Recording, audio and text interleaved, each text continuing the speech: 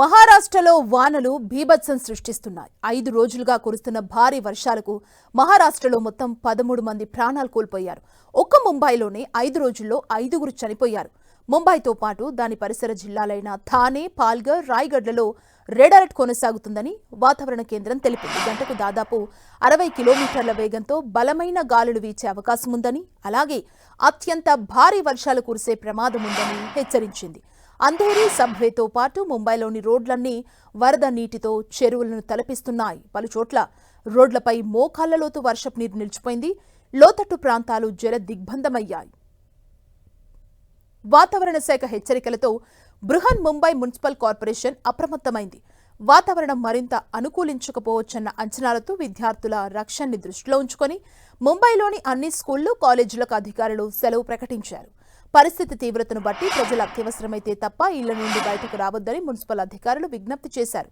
గడిచిన 24 గంటల్లోనే ముంబైలోని పలు ప్రాంతాల్లో రికార్డు స్థాయిలో 100 మిల్లీమీటర్ల వర్షపాతం నమోదైనట్లు అధికారులు స్పష్టం చేశారు.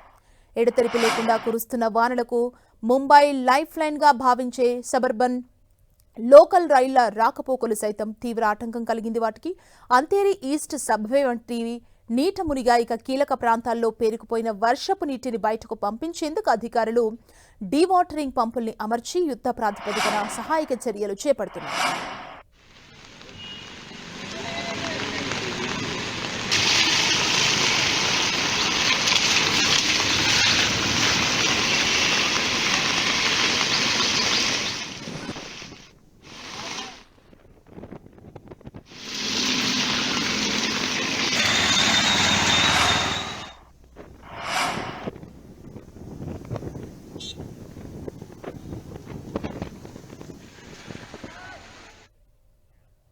మహారాష్ట్రలో కుండపోత వానకు లోనావాలాలో కొండ చర్యలు విరిగిపడ్డాయి. ఆ మార్గంలో వెళ్లే వాహన రాకపోకలు నిలిచిపోయాయి.